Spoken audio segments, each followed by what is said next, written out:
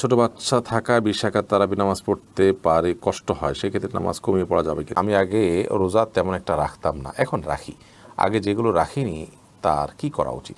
রোজার নিয়ত কি মুখেই করা লাগবে? তারাবি নামাজ 1 রাকাতে মাসবুক হলে ইমামের সাথে সালাম ফিরাবো নাকি 1 রাকাতে দাঁড়িয়ে পড়বো? রোজা রেখে নাক বা কানে ড্রপ ব্যবহার করা যাবে কিনা? রোজা রেখে ঠোঁটে পেট্রোলিয়াম জেলি ব্যবহার করা যাবে কিনা? অসুস্থতার কারণে তারাবি যদি 20 রাকাত না পড়তে পারে তাহলে কত রাকাত পড়া উচিত? যাদের রোজার ফিদিয়া দেওয়ার সামর্থ্য নাই তারা কিভাবে রোজার বিকল্প পন্থা অবলম্বন করবে? কেউ যদি ফরজ সালাত আদায় না করে রোজা রাখে, তার রোজা রাখার যৌক্তিকতা কতটুকু? তারাবি নামাজ একাকি পড়লে কেরাত উচ্চস্বরে পড়বো নাকি মনে মনে পড়বো? ইফতার ও সাহারিতে সাহারির নিয়ত সম্পর্কে কিছু বলবেন? মুখে আরবি উচ্চারণ করা কি জরুরি? রোজা অবস্থায় স্ত্রীর কতটুকু কাছাকাছি যাওয়া যাবে? রোজা রাখা অবস্থায় স্বপ্নদোষ হলে রোজা থাকবে কিনা? রোজা থাকা অবস্থায় ওযুর সময় গড়গড়া কুলিও নাকে পানি দেওয়া যাবে কিনা? রমজান মাসে কোরআনে কারীম অর্থসহ সহিভাবে তেলাওয়াত করার চেষ্টা উত্তম নাকি কোরআনে কারীম খতম করা বেশি উত্তম? তারাবিতে আমরা যে দোয়া পড়ি এবং মোনাজাতে যে দোয়া করি এটা সুন্নাহ সম্মত কিনা? আর বিলম্ব না করে চলুন তাহলে আপনাদের যে সমস্ত প্রশ্নগুলো আমাদের কাছে চলে এসেছে সেগুলোর উত্তর দিতে আমরা শুরু করি। সিরাজ মুনিরা, আপনি প্রশ্ন করেছেন রমাদান সার্থক করার জন্য একজন সাধারণ মুসলিমের কি পরামর্শ দিবেন?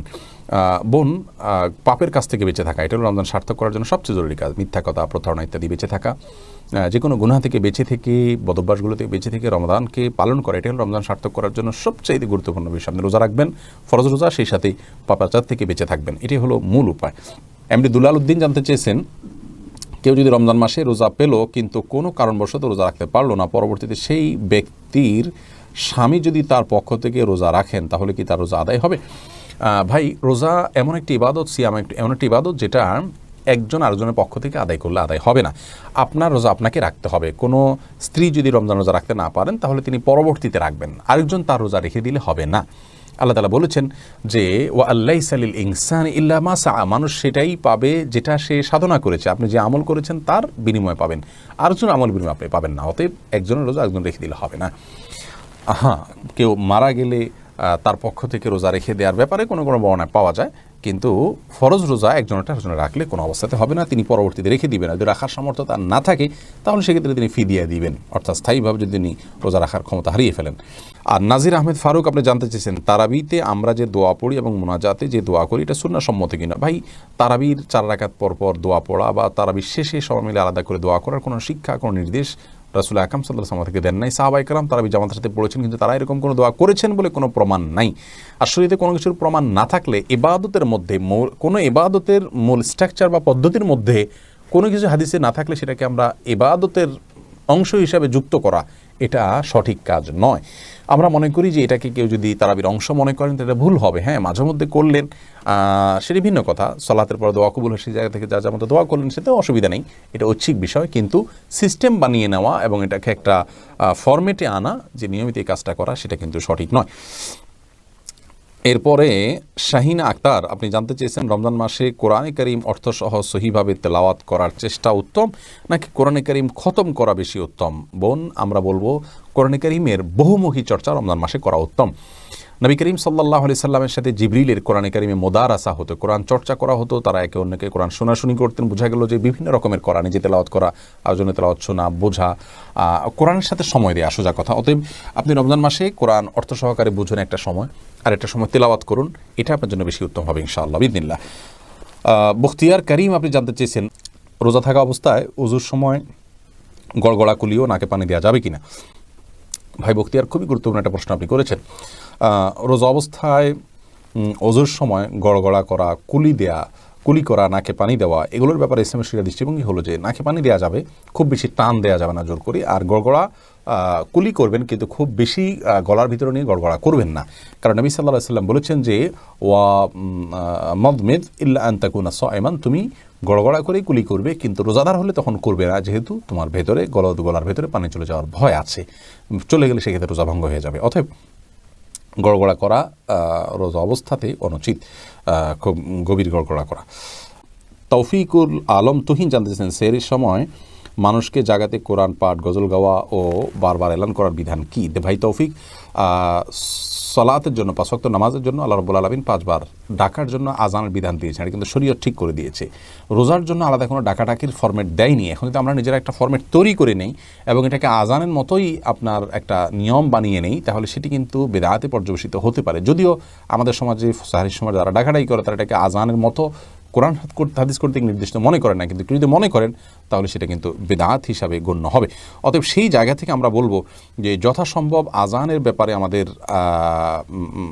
হতে হবে, যে এই রমজানের ডাকাডাকির পরে আমাদের দায়িত্বশীল হইতে হবে যে এটাকে আমরা কোনো অবস্থাতেই খুব গুরুত্বপূর্ণ এবং বড় করে দেখার মতো কোনো বিষয় আমরা করতে পারবো না। জাস্ট কাউকে ডেকে দেওয়ার জায়গা থেকে ডেকে দিতে পারি, কোনো অসুবিধা নেই।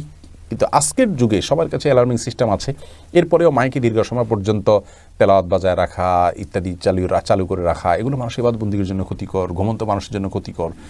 মানুষের ডিস্টার্ব করা তো ইসলাম শরীয়তে জায়েজ নাই। আপনি বলবেন আজানও তো ডিস্টার্ব হয়, আজান হয় ফজরের সময় আর এটা হয় গভীর রাতে 3টা বাজে, যার কারণে এটা জায়েজ নাই। আদিত্য আজান হয় সামান্য 1 মিনিট 1.5 মিনিটের মধ্যে, আর এটা হয় দীর্ঘ সময় পর্যন্ত।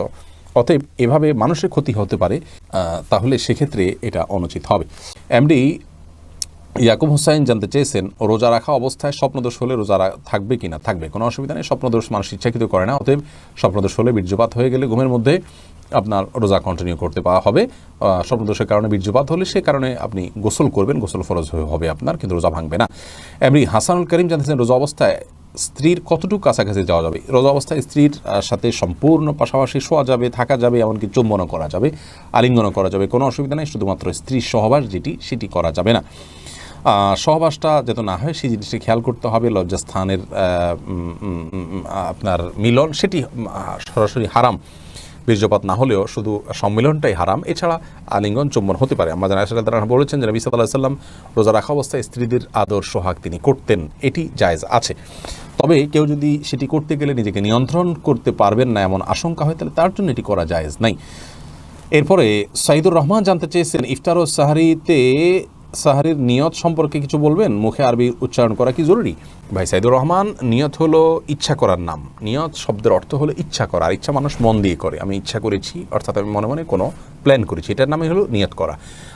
রোজার নিয়ত করতে হবে অন্যান্য সমস্ত আমলের মতো, ইন্নামাল আমালু বিন্নিয়াত, সমস্ত আমলের নিয়তের উপর নির্ভরশীল। নিয়ত না থাকলে কোনো আমলই গ্রহণযোগ্য হবে না। কিন্তু নিয়তের মানে এই নয় যে মুখে উচ্চারণ করতে হবে। শরীয়ত আমাদেরকে মুখে উচ্চারণ করে নিয়ত করার কোনো শিক্ষা দেয়নি, এবং রোজার জন্য আলাদা কোনো নিয়তের শিক্ষা আল্লাহ তাআলা দেননি। নামাজের ক্ষেত্রেও কোনো নিয়ত, রোজা মুখে নিয়ত করার কোনো শিক্ষা আল্লাহ তাআলা দেননি।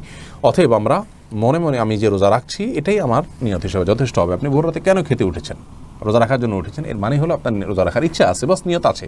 আলাদা করে সেটাকে মুখে উচ্চারণ করা আর কোনো নির্দেশ ইসলাম আমাদেরকে দেয়নি, কোনো প্রয়োজন নেই।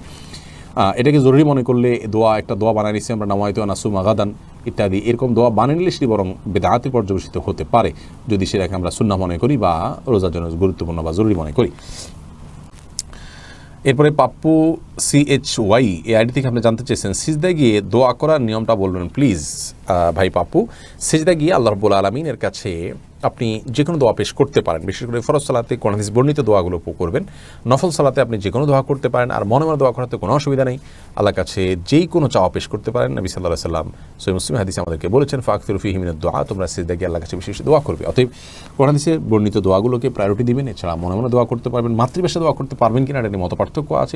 বিশুদ্ধতর মত হয় নফল নামাজে এটি করা যেতে পারে, তবে তা না করে কোরআন হাদিসে বর্ণিত দোয়া করলেন আর মনে মনে আল্লাহর কাছে আপনার যে কোনো চাওয়া পেশ করলেন সেটি বেশি উত্তম। এরপর জুলফিকার খান তাসিন জানতে চেয়েছেন, বিতির নামাজ কাজা পড়তে হয় কিনা এবং কাজা পড়তে হলে তা কখন পড়া উচিত? জি, বিতির নামাজ আপনি কাজা করবেন। অনেক ওলামারা বলেন যে বিতির নামাজ যদি দিনে কাজা করেন তাহলে আপনি জোর রাকাত পড়বেন, যেহেতু দিনে কোনো জোর রাকাত নাই। এই মতটা কতটা অথেন্টিক, এই মতের সপক্ষে কোনো হাদিস আছে কিনা আমি জানি না। তবে অন্য সমস্ত আমলের সাথে যদি আমরা এটাকে তুলনা করি তাহলে দেখা যায় যে আসলে দিনের বেলায় বা যে কোনো ইবাদত যখন কাজা করা হয় তখনকার অবস্থা বিবেচনা রাখা জরুরি নয়, বরং যেই ফরম্যাটের ইবাদত কাজা হয়েছে ওই ফরম্যাটে আদায় করতে হয়। যার কারণে আমরা মনে করি যে দিনের বেলা কাজা করলে সেটা 3 রাকাত বা বেজোর সংখ্যক করবে। আল্লাহু আলাম। এরপর শেখ মোহাম্মদ শামীম জানতে চেয়েছেন, তারাবি নামাজ একাকী পড়লে কেরাত উচ্চস্বরে পড়বো নাকি মনে মনে পড়বো? দুইটাই করতে পারেন। উচ্চস্বরে পড়বেন এই নিয়তে, আপনি তাকবীর জোরে দিবেন, একামত দিবেন যে আপনি ইমামতি করছেন, কেউ এসে আপনার সাথে পাশে যেন মাঝপথে দাঁড়িয়ে যেতে পারে, সেই জায়গা থেকে আপনি উচ্চস্বরে পড়তে পারেন। আর যদি সেরকম কোনো আশা না থাকে, কেউ আসবেন আপনার সাথে যুক্ত করবেন, এরকম কোনো আশা না থাকলে বা আপনি চাইলে একাকী পড়বেন, সেই উদ্দেশ্যে আপনি আস্তে আস্তেও পড়তে পারেন, অসুবিধা নেই। সোহাগ খান এআইডি থেকে আপনি জানতে চেয়েছেন, বালতি দিয়ে গোসল করতে গেলে অনেক সময় শরীরের পানি বালতিতে চলে যায়, তখন কি সেই পানি পবিত্র থাকে? সে পানি দিয়ে গোসল করলে পাক হতে পারবো কি না? ভাই সোহাগ, বালতি দিয়ে গোসল করতে গেলে যদি শরীরের পানি বালতিতে চলে যায় কোনো অসুবিধা নেই। যদি সরাসরি সেখানে কোনো নাপাক আছে এটি আপনার কাছে প্রমাণিত না থাকে, সন্দেহের কারণে কোনো অসুবিধা নেই। ইয়াসমিন আক্তার জানতে চাইছেন, মৃত ব্যক্তির আগে রোজা না রাখার কাফারা দিতে হয় কি না, এ বিষয়ে কিছু বলেন। হ্যাঁ, কোনো মানুষ যদি মারা যান, রোজা তিনি রেখে যেতে পারেন নাই, তাহলে তার রোজার জন্য কাফারা নয়, এটাকে ফিদিয়া বলা হয়। যেগুলো রাখতে পারেন নাই তিনি, সেগুলো তার ওয়ারিশরা তার পক্ষ থেকে ফিদিয়া দিয়ে দিবেন। অর্থাৎ সবগুলো রোজার জন্য যতগুলো ভাঙা হয়েছে বা রাখা হয়নি সেগুলোর জন্য ততগুলো ফিতরা গরিব দুঃখীকে দিয়ে দিবেন। এরপরে শাহিন খান জানতে চেয়েছেন, রমজান মাসকে 3 ভাগে বিভক্ত করা, এটা নিয়ে যদি বলতেন। রমজানের প্রথম দশক রহমতে, দ্বিতীয় দশক মাগফিরাতে, তৃতীয় দশক নাজাতের, এরকম একটা কথা আমাদের সমাজে প্রচলিত আছে এবং এর সপক্ষে একটা হাদিস রয়েছে। হাদিসের সনদকে মুহাদ্দিসিন ইকরাম দাঈফ বা দুর্বল বলেছেন। আসলে গোটা মাসব্যাপী আল্লাহ তাআলার রহমত, গোটা মাসব্যাপী আল্লাহ তাআলার নাজাত এবং মাগফিরাত থাকে। 10 দিন শুধু রহমত আর দ্বিতীয় দিন অন্য কিছু, এরকম কথা বিশুদ্ধ কোনো হাদিসে বর্ণিত হয়নি। এরপরে স্বর্ণা জামান বোন আপনি জানতে চেয়েছেন, আমি 8 সপ্তাহ প্রেগনেন্ট, আমার একটু একটু করে রক্ত হচ্ছে, এখন আমি রোজা রাখতে পারছি না, আমার করণীয় কি? প্রথম থেকে অবস্থা তো নামাজ পড়তে পারবো কিনা? প্রেগনেন্ট অবস্থা তো ব্লিডিং হওয়ার কথা না, অতএব আপনার ব্লিডিং কেন হচ্ছে, গর্ভ নষ্ট হলো কিনা সেটা আপনি ডাক্তার দেখাবেন অবশ্যই। আর যদি সেরকম কিছু না হয় তাহলে এই ব্লিডিংটি যেহেতু মাসিক নয়, অতএব আপনি এই ব্লিডিং হওয়া সত্ত্বেও আপনি রোজা রাখবেন এবং নামাজ অব্যাহত রাখবেন। লুৎফুন নেসা জানতে চেয়েছেন, আমার গত বছরের রোজা এখনও কাজা রয়েছে, এখন আমার কি করা উচিত? অবশ্যই আপনি রমজানের ফরজ রোজাগুলো আগে রাখবেন, রাখার পর আপনি রমজান শেষ হওয়ার পর খুব দ্রুততার সাথে আগের রোজাগুলো রেখে ফেলবেন। আপনার উচিত ছিল এই রমজান শুরু হওয়ার আগেই সেই কাজা রোজাগুলো রেখে ফেলা। মাহমুদুল হাসান মেহরাব জানতে চেয়েছেন, জামাতে কিয়ামুল লাইল আদায় করা কিভাবে এলো? দেখুন, সাহাবা ইকরাম কিয়ামুল লাইল করেছেন জামাতের সাথে, অতএব আপনার কিয়ামুল লাইল বা রাতের শেষ অংশে মানুষ দাঁড়িয়ে কয়েকজন মিলে একত্রে জামাত করা এটা জায়েজ আছে, বিশেষ করে রমজান মাসে এটি হাদিস দ্বারা সাবেত। রমজানের বাইরে এইভাবে আলাদাভাবে ডাকাডাকি করে জামাত এটা প্রমাণিত নয়। ইসমত আরা দোলা জানতে চেয়েছেন, প্রতিদিন সূরা ইয়াসিন পাঠ করলে কি 10 বার কোরআন খতমের সওয়াব পাওয়া যায়, এটা কি সঠিক? এটি বিশুদ্ধ কোনো হাদিস দ্বারা প্রমাণিত নয়। সূরা ইয়াসিন সম্পর্কে অনেকগুলো ফজিলতপূর্ণ হাদিস রয়েছে, কিন্তু তার কোনোটি আসলে সহি বা সনদের দিক থেকে বিশুদ্ধ নয়। ইশিতা কবির ইস্যু আপনি জানতে চেয়েছেন, পিরিয়ড অবস্থায় কি হাত দিয়ে স্পর্শ করে বুখারী শরীফ পড়া যাবে? কোনো অসুবিধা নেই, বুখারী পড়ার জন্য কোনো নিষেধাজ্ঞা কোনো হাদিসে নাই মাসিক অবস্থায়।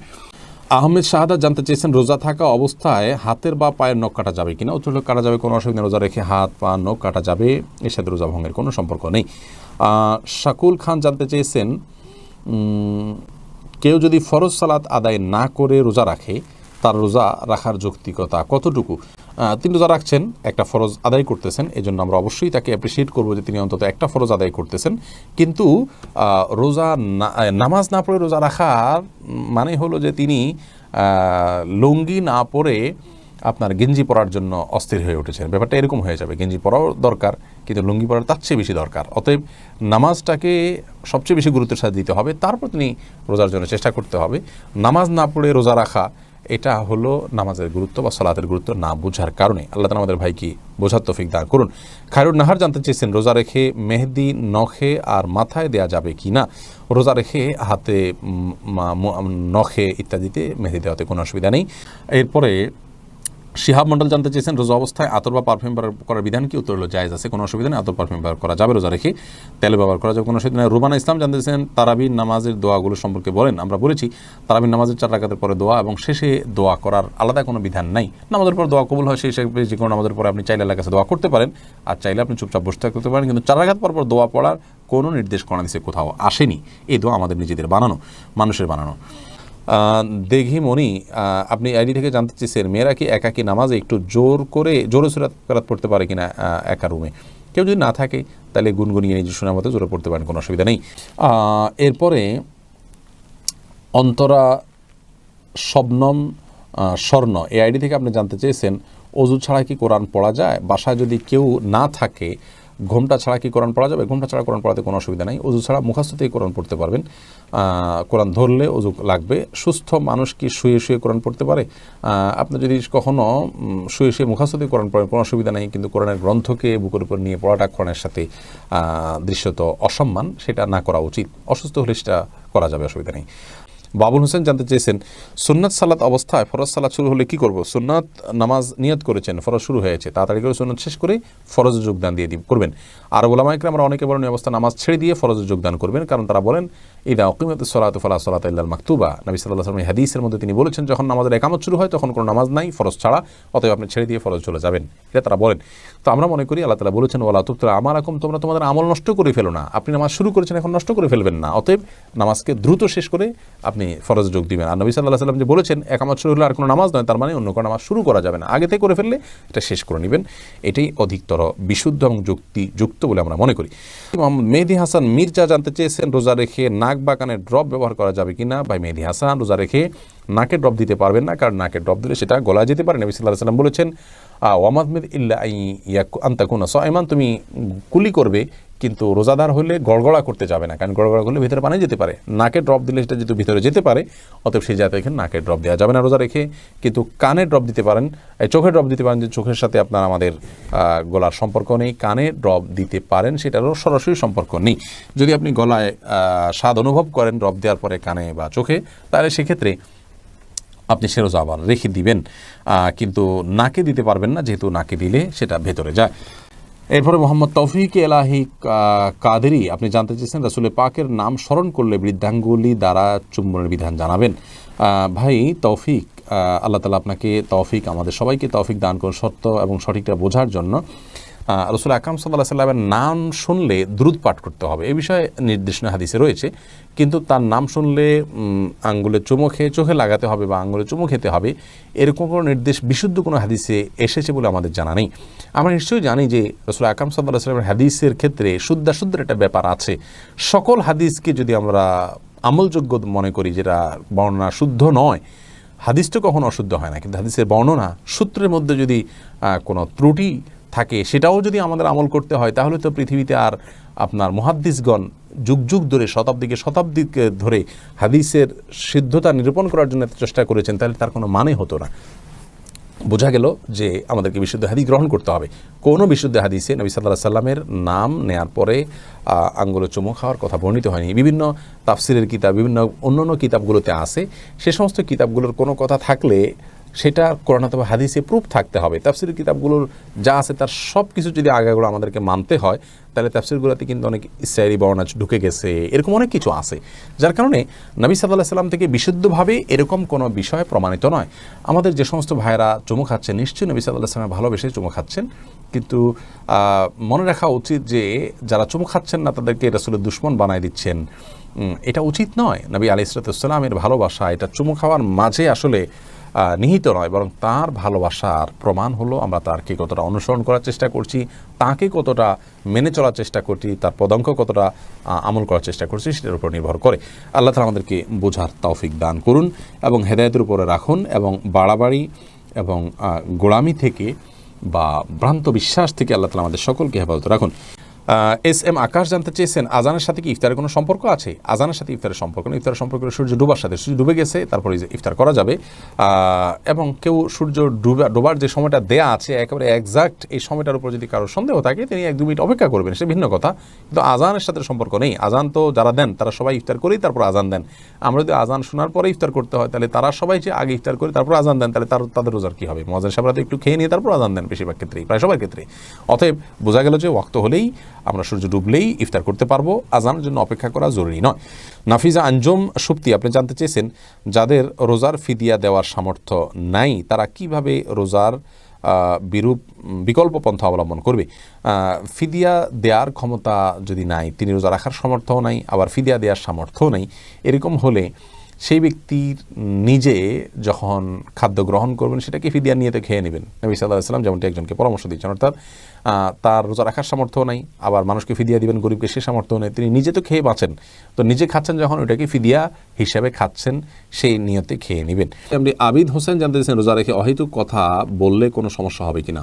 অহেতুক কথা বললে রোজার ক্ষতি হবে, মান কমে যাবে। কারণ ইমানদারের সফলতার পূর্বশর্ত হলো তিনি অহেতুক কাজ থেকে বেঁচে থাকবেন। কোরআনে কারিমের সূরা মুমিনুন 18 নম্বর পারার প্রথম দিকে আল্লাহ তাআলা বলেছেন, ওই সমস্ত ইমানদাররা সফল হবে আল্লাযীনা হুম আনিল লাগবি মুরিদুন, যারা অনর্থক এবং অহেতুক কথা কাজ থেকে বিরত থাকে। অতএব রোজা রেখে যে কাজটা আমাদের জন্য অনুচিত কাজ, হাদিসে নিষেধ আছে, সেই কাজটা করা আমাদের অনুচিত। রোজার মান এতে কমে যায়, কিন্তু মৌলিকভাবে রোজা আদায় হয়ে যাবে, সমস্যা নেই, স্ট্রাকচার ঠিক থাকবে, কিন্তু রোজার প্রাণ অনেকখানি দুর্বল হবে বা রোজার মান কমে যাবে। এরপরে রুবেল ভুঁইয়া জানতে চেয়েছেন, রোজা রেখে কি রক্তদান করা যাবে? যাবে, অসুবিধা নেই। বিশেষ করে এত বেশি রক্তদান করা উচিত নয় যাতে তিনি দুর্বল হয়ে রোজা ভেঙে ফেলতে হয়।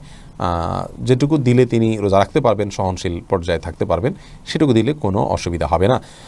এরপরে তানভীর ত্রিহান, আপনি আইডি থেকে জানতে চেয়েছেন, আমি গর্ভবতী, আমার বমি হয়, মাথা ঘুরে, তাহলে আমার রোজার বিধান কি? যদি বমি হয় এতে রোজা ভাঙবে না, ইচ্ছাকৃত বমি না করলে রোজা ভাঙবে না। হাদিসে আসেন নবী সাল্লাল্লাহু আলাইহি ওয়াসাল্লাম বলেছেন, যে ব্যক্তির বমি হয় তার রোজা ভাঙবে না, যে ইচ্ছাকৃত বমি করে হাত দিয়ে বা বের করে তার রোজা ভাঙবে। আর যদি বমি হওয়ার পর কিছু আপনি গিলে ফেলেন তার কারণে রোজা ভাঙবে, কিন্তু এমনি বমি হলে রোজা ভাঙবে না। মাথা ঘুরে বমি হয়, তারপর কষ্ট করে আপনার রোজা রাখা উচিত, এটা ফরজ রোজা, এখানে কার্পণ্য করা উচিত নয় এবং ত্রুটি করা উচিত নয়। আল্লাহ আমাদের তৌফিক দান করুন। এরপরে মাহবুবুল হক রিপন জানতেছেন, সন্তান হওয়ার পর মাথা চুলের সোনা বা রূপার ওজনে টাকা দান করতে হয়, কতটা সঠিক কিনা? জি, এটা সুন্নাত। সন্তান জন্মের পর 7ম দিনে তার চুল কাটা গেলে কেটে সেটার ওজন পরিমাণ সোনা বা রূপা দিবেন। আর যদি কাটলে অসুবিধা হয়, তার স্বাস্থ্যের জন্য ঠান্ডা ইত্যাদি লাগতে পারে, এরকম আশঙ্কা থাকে বা বিভিন্ন সমস্যা থাকে, তাহলে চুলের ওজন পরিমাণ স্বর্ণ আপনি দিয়ে দিবেন, পরবর্তীতে কাটলে পরবর্তীতে দিবেন, কোনো অসুবিধা নেই। আশরাফুদ্দিন জানতে চেয়েছেন, আমাদের মসজিদে খুব দ্রুত তারাবি পড়ে, তাই বাসায় পড়লে কি সমস্যা হবে? আপনি যদি এত দ্রুত তারাবি পড়ে যে নামাজ হয় কিনা এটা সন্দেহ হয়, মানে রোকনগুলাই ঠিক মতো করে না, দাঁড়ায়া একটু অপেক্ষা করে, এটা করে না, রুকুতে আপনার যতটুকু না অপেক্ষা করে না ততটুকু করে না, এত দ্রুত যদি করে অনেক সময় রুকু থেকে উঠে সাথে সাথে চলে যায়, একটু 1 সেকেন্ড অপেক্ষা করে না, এরকম করলে তো তার নামাজই হয় না। এরকম ব্যক্তির পিছনে না পড়ে বাসায় পড়া উত্তম। কিন্তু যদি একটু তেলাওয়াতটা তাড়াহুড়া করে, কিন্তু এত তাড়াহুড়া করে না যে নামাজ বিশুদ্ধ হয় না, তাহলে সেক্ষেত্রে আপনাকে জামাতের সাথে আদায় করাটাই উচিত হবে, উত্তম হবে। যদিও তারাবির নামাজ কেউ জামাতের সাথে আদায় না করলে কোনো গুনাহ হবে না, তার মধ্যে তিনি একা পড়তেও পারবেন, কিন্তু জামাতের নামাজ অবশ্যই 27 গুণ বেশি সওয়াব রাখে। ফারজানা শিরিন, আপনি জানতে চেয়েছেন, অসুস্থতার কারণে তারাবি যদি 20 রাকাত না পড়তে পারে তাহলে কত রাকাত পড়া উচিত? তারাবি 20 রাকাত না পড়তে পারলে যতটুকু তৌফিক হলো ততটুকু পড়বেন। তারাবির রাকাত ফুলফিল না করলে যে কোনো গুনাহ হবে এমন না, ফরজ রোজার মতো। অসুস্থতার কারণে আপনি যদি 2-4 রাকাত 6 রাকাত কমও পড়েন, কোনো অসুবিধা নেই। এরপরে পিয়াস এমডি রাইসুল রেজা জানতে চেয়েছেন, সিয়ামরত মহিলার দিনের বেলা পিরিয়ড শুরু হলে দিনের বাকি অংশ না খেয়ে থাকতে হবে, খেলে কি গুনাহ হবে? না খেয়ে থাকা উচিত, বাকি অংশ তার রোজার সম্মানার্থী করা উচিত। সাদ্দাম হোসেন জানতে চেয়েছেন, গর্ভবতী 9 মাসের সময় রোজা না রাখলে গুনাহগার হবে কি না? 9 মাসের সময় যদি রোজা রাখলে তার অসুবিধা হয়, সন্তানের বড় কোনো রিস্ক থাকে, অথবা তার শরীরের বড় ধরনের কোনো রিস্ক থাকে, যেটা একজন দিনদার, একজন মুসলিম ডাক্তার তাকে সাজেস্ট করেন, তাহলে সেক্ষেত্রে রোজা না রাখলে গুনাহগার হবেন না, কিন্তু এই রোজাগুলো তাকে পরবর্তীতে রেখে দিতে হবে। আর অহেতুক আপনার রাসূল আকরাম অহেতুক আপনার ভয় থেকে যে হতে পারে ক্ষতি, এরকম নিছক আশঙ্কা থেকে বা আপনার সন্দেহের কারণে রোজা না রেখে থাকা জায়েজ নয় গর্ভবতী মায়ের জন্য। রাখলে যদি নিশ্চিত ক্ষতি হবে বা প্রবল সম্ভাবনা থাকে, সেক্ষেত্রে তিনি রোজা না রাখতে পারেন। সার্জু রিমা, এই আইডি থেকে আপনি জানতে চেয়েছেন, রোজা রেখে ঠোঁটে পেট্রোলিয়াম জেলি ব্যবহার করা যাবে কিনা? ঠোঁটে যদি খুব বেশি ফেটে যায়, খুব বেশি বিরক্তির কারণ হয়, তাহলে হালকা করে দিতে পারেন, কিন্তু আপনার একান্ত যদি ঠোঁট না ফাটে বা খুব বেশি কষ্ট না হয়, তাহলে পেট্রোলিয়াম জেলি ঠোঁটে ব্যবহার খুব বেশি করলে আপনার সেটি আমাদের থুতুর সাথে ভেতরে যাবে, সে আশঙ্কা আছে। এই জায়গা থেকে এটি করা অনুচিত এবং অনুত্তম এবং করা যাবে না। শাহজাহান কবি জানতেছেন, বাংলায় কোরআন খতম দিলে খতম হবে কিনা? বাংলা বলতে অর্থ সহকারে বুঝে যদি আপনি খতম দেন, সেটাও এক প্রকার খতম ধরা যাবে, কিন্তু তেলাওয়াত করলে যে সওয়াবটা হবে সেই সওয়াবটা হবে না, কিন্তু বুঝে পড়ার ভিন্ন সওয়াব আছে, সেটা হবে। এটাও এক প্রকারের খতম বলা যেতে পারে, কিন্তু উচ্চারণ দেখে দেখে বাংলা উচ্চারণ অনুসরণ করে পড়লে সেটা জায়েজ হবে না, তাতে বিকৃতির সমূহ সম্ভাবনা থাকে। শাহরিয়ার হাসান সিয়াম জানতেছেন, মসজিদ তারাবি নামাজে খুব দ্রুত তেলাওয়াত করে, এটি কোনো সমস্যা হবে? দ্রুত তেলাওয়াত করা উচিত না, যদি করে তাহলে সালাত হয়ে যাবে, কিন্তু খুব বেশি দ্রুত এবং তাড়াহুড়ো করলে তার মানটা কমে যায়। এই মাসুদ রানা জানতে চেয়েছেন, ঘরের টিনে ঘোড়ার ছবি, সেই ঘরে কি নামাজ বা অন্য কোনো ইবাদত করা যাবে? যাবে, কোনো অসুবিধা নেই। একটু এটা উপরে থাকে, ছোট থাকে, দেখা যায় না, প্রদর্শিত হয় না, আবার হলো এটার সমস্ত অঙ্গ প্রত্যঙ্গ, চোখ কান ইত্যাদি ভালো করে প্রকাশিত না, অতএব এরকম অবস্থায় এটা থাকলে নামাজ হবে না, এমন কোনো বিষয় নয়। আল্লাহ তাআলা আমাদেরকে বুঝার তৌফিক দান করুন। আয়েশা সিদ্দিকা ছোট বাচ্চা থাকা 20 রাকাত তারাবি নামাজ পড়তে পারে, কষ্ট হয়, সেক্ষেত্রে নামাজ কমিয়ে পড়া যাবে কিনা? কখন আপনি অসুবিধা হলে কম পড়লেন, কোনো অসুবিধা নেই। নফল যেহেতু এটা আপনার অসুবিধার কারণে আপনি এটা কম পড়লেন বা ভেঙে ভেঙে পড়লেন, এই সুযোগগুলো কিন্তু আছে। এমনি মুস্তাফিজুর রহমান আপনি লিখেছেন, রোজা রাখা অবস্থায় যদি কোনো ব্যক্তি মারা যায় তাহলে কি তার জন্য বিশেষ কোনো ফজিলত রয়েছে? রমাদান মাসে কবর রাজা আপনার জাহান্নাম বন্ধ থাকে, সেজন্য সুধারণা করা যায় আল্লাহ তাআলা তার প্রতি রহম করবেন, এটুকু, কিন্তু নিশ্চিত কিছু বলা তো কঠিন। বোরহানুদ্দিন আপনি লিখেছেন, রোজার নিয়ত কি মুখেই করা লাগবে? না, নিয়ত মানে ইচ্ছা করা, এটা অন্তরের বিষয়। আপনি অন্তরে রোজা রাখছেন, আপনার সেই ইচ্ছা আছে, আপনি জানেন আপনি রোজা রাখছেন, এটাই যথেষ্ট, এটাই মনোনিয়ত। এরপরে সাজিদুর রহমান লিটন আপনি লিখেছেন, রোজা থেকে ঘুমের মধ্যে স্বপ্নে কিছু খেতে দেখলে কি রোজা নষ্ট হবে? না, স্বপ্নে কিছু খেতে দেখলে রোজার কোনো ক্ষতি হবে না, কারণ আপনি তো বাস্তবে খান নাই, স্বপ্নে খেয়েছেন। অতএব স্বপ্নে যা কিছু হয় এটা কোনো হিসেব হয় না। স্বপ্নে আপনি একজনকে খুন করেছেন, স্বপ্নে আপনি জেনা করেছেন, আল্লাহ মাফ করুক, স্বপ্নে আপনি খেয়ে ফেলেছেন রোজা রেখে, এগুলো সব স্বপ্নে দেখেছেন, যেহেতু বাস্তবে যেহেতু করেননি, অতএব এগুলোর কারণে আপনার রোজার কোনো ক্ষতি হবে না, এগুলোর কারণে কোনো দায় আপনাকে নিতে হবে না। শারমিন আক্তার আপনি লিখেছেন, রোজা রাখা অবস্থায় কি মুখে স্নো পাউডার ব্যবহার করা যাবে? যাবে, কোনো অসুবিধা নেই, কারণ রোজার কোনো ক্ষতি হবে না। তবে আপনার ঠোঁট হয়ে এটা যেন মুখে না যায় সেটা যেন আপনি চেষ্টা করবেন। মাহিরুদ্দিন আপনি লিখেছেন, তারাবি নামাজ 1 রাকাতে মাসবুক হলে ইমামের সাথে সালাম ফিরাবো নাকি 1 রাকাতে দাঁড়িয়ে পড়বো? 1 রাকাত পাননি আর 1 রাকাত পেয়েছেন, তাহলে ইমাম সালাম ফিরিয়ে ফেলেছে, আপনি দাঁড়িয়ে আর 1 রাকাত পড়বেন, পড়ে সালাম ফিরিয়ে ফেলবেন। জান্নাতুল ফেরদৌস আপনি লিখেছেন, রোজা অবস্থায় খুব বেশি শ্বাসকষ্ট হলে কি ইনহেলার নিতে পারবো? খুব বেশি শ্বাসকষ্ট হলে আপনার ধৈর্য ধরতে পারছেন না, এই পর্যায়ে আপনি ইনহেলার নিতে পারেন, কোনো অসুবিধা নেই। তবে ইনহেলার নিলে আমাদের দেশের বা সাবকন্টিনেন্টের কায়করাম ওলামা একরামের গবেষণা অনুযায়ী আপনাকে রোজাটা আবার রেখে দিতে হবে। যদিও আরবিয়ান স্কলার বা সৌদি আরব ওলামা একরাম বিশেষ করে ওনার ইনহেলার নিয়ে সেটাকে রোজা ভঙ্গের কারণ মনে করেন না, কারণ ইনহেলারে যে গ্যাসটা হয়ে থাকে, এই গ্যাসটা তাদের বক্তব্য হলো পাকস্থলিতে যায় না, এটা যায় হলো বড় জোর আমাদের লাং পর্যন্ত, এটা শ্বাস নালীকে একটু প্রশস্ত করার জন্য হেল্প করে, এটা এক ধরনের গ্যাস, এবং এই গ্যাসটাতে এই পরিমাণ মেডিসিন থাকে যেটা আসলে মানে কোনোভাবে সেটাকে দৃশ্যমান করা, অর্থাৎ সেটাকে আকার দিয়ে পানির আকার দিয়ে তরল করে দৃশ্যমান করা কঠিন, এরকম এত অল্প পরিমাণে থাকে। আর দ্বিতীয়টা পাকস্থলিতে যায় না, যেটা তারা একটা জায়েজ বলেছেন। তারপর আপনি রোজা রমজানের পরে আবার রেখে দিলেন, সেটাই নিরাপদ। যদি শ্বাসকষ্ট হয় তাহলে আপনি ইনহেলার নিতে পারেন, যদি খুব বেশি কষ্ট হয় আপনার। আর যদি সবর করতে পারেন, না নিয়ে থাকতে পারেন ইত্যাদি পর্যন্ত, সেটা সবচেয়ে বেটার এবং ভালো। আব্দুল্লাহ বাকি লিখেছেন, রোজা অবস্থায় মেডিকেল চেক আপ, রক্ত এবং প্যাথোলজি করা যাবে কিনা? যাবে, কোনো অসুবিধা নেই। সোমাইয়া বিনতে আমিন আপনি লিখেছেন, আমার হাজব্যান্ড গত রোজায় অনেক অসুস্থ ছিল, তাই রোজা রাখতে পারে নাই, এখন সে আল্লাহর কাছে, আমি ওর রোজাগুলো রেখেছি, এ রোজা হবে কি? আপনার স্বামী রোজা রাখতে পারেন নাই এবং পরে অসুস্থ হতে পারেন নাই, আপনি তার পক্ষ থেকে ফিদিয়া দিবেন, এটাই হলো এক্ষেত্রে মূল বিকল্প, অর্থাৎ এটাই হলো করণীয়। আমরা মৃত মানে অসুস্থ ব্যক্তি, অপারগ যারা রোজা রাখতে পারে, তাদের পক্ষ থেকে প্রত্যেক রোজার জন্য একজন করে মিসকিনকে খাদ্য দিলে রোজা আদায় হয়ে যাবে। একবার পুরো খাদ্য দিলেন অথবা আপনার ফিতরা দিলেন, 30 রোজার জন্য 30টা ফিতরা দিলেন। এরপর প্রশ্ন হলো, ছোটো বাচ্চা শুধুই বুকের দুধ খায়, রোজা রাখলে বাবুর আমাশয় হয়, করণীয় কি?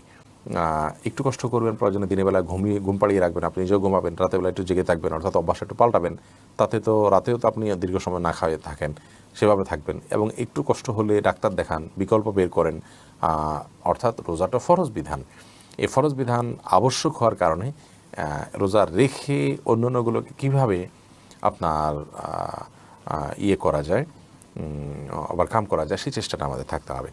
মোহাম্মদ নাইম আপনি লিখেছেন, আমি আগে রোজা তেমন একটা রাখতাম না, এখন রাখি, আগে যেগুলো রাখিনি তার কি করা উচিত? আগে যেগুলো রাখেননি সেগুলো এখন রেখে দিবেন, কয়টা হয়েছে আনুমানিক একটা অঙ্ক হিসাব করে বের করে সপ্তাহে 1টা 2টা 4টা যে যতটুকু পারেন রেখে রেখে আপনি আস্তে আস্তে সেগুলো শেষ করবেন। নিজামুল ইসলাম নিজাম লিখেছেন, রোজা অবস্থা অনিচ্ছাকৃতভাবে মুখে বমি হলে কি রোজা হবে? হবে, অনিচ্ছাকৃতভাবে যদি বমি হয়ে থাকে, একটু বমি হয়েছে, তাতে রোজা হবে। এমডি কায়েস মাহমুদ লিখেছেন, তারাবির নামাজের 4 রাকাত পরপর দোয়া পড়া হয়, এটা নিয়ে বলুন একটু। আমরা একটু আগে বলেছি, তারাবির নামাজের পরপর 4 রাকাত পরপর যে দোয়া পড়া হয়, দোয়ার অংশ বিশেষ রুকুতে পড়ার কথা হাদিসে আছে, বিভিন্ন জায়গায় আসছে, বাট তারাবির নামাজের 4 রাকাত পরপর এই দোয়া পড়ার কথা কোনো হাদিসে আসেনি, যার কারণে এই দোয়াটা পড়াটাকে আমরা তারাবির নামাজের কোনো আমল মনে করব না। এই টাইমটা রেস্টের জন্য, মূলত এই দোয়া পড়ার জন্য নয়। এরপরে এমডি জাহাঙ্গীর আলম রিপন লিখেছেন, পাওনা টাকার কি জাকাত দিতে হবে? জি, পাওনা টাকা, আপনি যার কাছ থেকে কারোর কাছে টাকা পাবেন, অর্থাৎ টাকাটার মালিক আপনি, তাহলে এটা জাকাত আপনাকে দিতে হবে। কিন্তু এটা নিয়ে বিস্তারিত বিবরণ আছে, জাকাত নিয়ে আমাদের 52টি প্রশ্ন উত্তর দেওয়া আছে, সেই ভিডিওটি দেখে নেবেন মেহরবানি করি। এরপর লাইলাতুল কদর কি প্রতি বছর একই রাতে হয় নাকি এক এক বছর এক এক রাতে হয়, প্রশ্ন করেছেন নাইম আহমেদ। লাইলাতুল কদর কখন কোন রাতে হয় আমরা কেউ জানি না, তাহলে কীভাবে বলবো যে নির্দিষ্ট এক রাতে নির্দিষ্ট যে নয় এটুকু নিশ্চিত, কারণ নবী করিম সাল্লাল্লাহু আলাইহি সাল্লাম শেষ দশকের বেজোড় রাতগুলোতে আমাদেরকে করতে বলেছেন। অতএব শেষ নির্দিষ্ট কোনো একটা রাতে যদি আমরা জানতাম তাহলে তো আর সেক্ষেত্রে আমাদের লাইলাতুল কদর তালাশ করা লাগতো না। বাকি সারা বছর প্রতি বছরই একটা বিশেষ রাতে আল্লাহ তাআলা দিয়ে থাকেন, সেটা ফিক্স, যেরকম যদি হয়ে থাকে তাহলে ফিক্স হলো, সেটা আল্লাহর এলেমে আছে, আমাদের জানা নেই। এরপরে আয়েশা সিদ্দিকা লিখেছেন সাহরির সময় থাকতে ফজরের নামাজ পড়া যাবে কি না। সাহরির সময় এখনও আছে, তখন ফজর নামাজ পড়তে পারবেন না, সাহরির সময় শেষ, তারপরে আপনি ফজর নামাজ পড়তে পারবেন, কারণ সাহরির সময় শেষ হওয়া মানেই হলো ফজরের ওয়াক্ত শুরু হওয়া। এরপরে নুসরাত জাহান লিখেছেন নামাজে আমরা যে নিয়ত করি সেটাকে ঠিক নামাইতে অনুসাল্লি আল্লাহ তাআলা। নিয়ত হলো নিয়ত মানে ইচ্ছা করা, আমরা যে জন্য দাঁড়িয়েছি, কোন নামাজ জন্য দাঁড়িয়েছি, ফরজ না সুন্নাত, জোহর না আসর, এটা আমার মাথায় আছে, এই যে ইন্টেনশনটা আছে, এটা ইন্টেনশনটাই নিয়ত, এই ইচ্ছাটাই নিয়ত। মুখে নামাইতুন পড়ার কথা কোনো হাদিসে নির্দেশ দেওয়া হয়নি। ইবাদত নবী করিম সাল্লাল্লাহু আলাইহি ওয়াসাল্লাম যেভাবে করেছেন আমরা সেভাবে করব। তিনি বা তার সাহাবীরা কেউ নামাইতুন তো মুখে বলেননি, আমরা সেটাকে বলাটা কেন আবশ্যক মনে করব? আমরা জাস্ট আমাদের স্মৃতিতে যেটা আছে ওইটার দিকে খেয়াল করবো, আমরা ইবাদত শুরু করব, নামাজ শুরু করব। এরপর ইমতিয়াজ রহমান সাইম লিখেছেন স্বপ্ন দর্শন হলে রোজা ভেঙে যায় কিনা। না, স্বপ্ন দোষের কারণে রোজা ভাঙে না। তারাবি না পড়লে গুনাহ হবে কিনা পারভেজ হাসান তারেক লিখেছেন গুনাহ মানে ক্ষতি তো হবেই, আপনি একটা সওয়াব থেকে বঞ্চিত হলেন। নবী করিম সাল্লাল্লাহু আলাইহি ওয়াসাল্লাম পড়তেন, সাহাবায়ে কেরাম গুরুত্বের সাথে পড়তেন, জামাতের সাথে সুন্নাত মুআক্কাদা তরক করলেন, আপনি সেই অর্থে ক্ষতি হবে।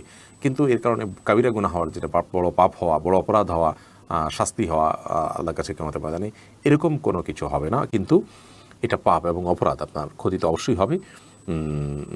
এটা ক্ষতি তো অবশ্যই হবে, অপরাধ এর মানে অপরাধ বলতে আমরা কবিরা গুনাহ যেটা বুঝিয়ে থাকি সেটা না হলেও, অতএব ইচ্ছাকৃত এটা না পড়ে থাকা উচিত নয়। ইফতার করার সময় অনেক সময় মাগরিবের সময় শেষ হয়ে যায়, এই অবস্থায় কী করা উচিত? নাসরিন আক্তার জানতে চেয়েছেন। মাগরিবের সময় শেষ হয়ে যায় এই পর্যন্ত ইফতার করেন, কত সময় ইফতার করে মানুষ? এত সময় ধরে কি মানুষ খায় সচরাচর? মনে তো হয় না। 2, 5, 10 মিনিট, 15 মিনিট, 20 মিনিটও যদি লাগে, আধা ঘন্টাও যদি লাগে, তাতে তো মাগরিবের সময় শেষ হওয়ার কথা নয়। বিধায় রোজাও হবে, নামাজও হবে ইনশাআল্লাহ তাআলা।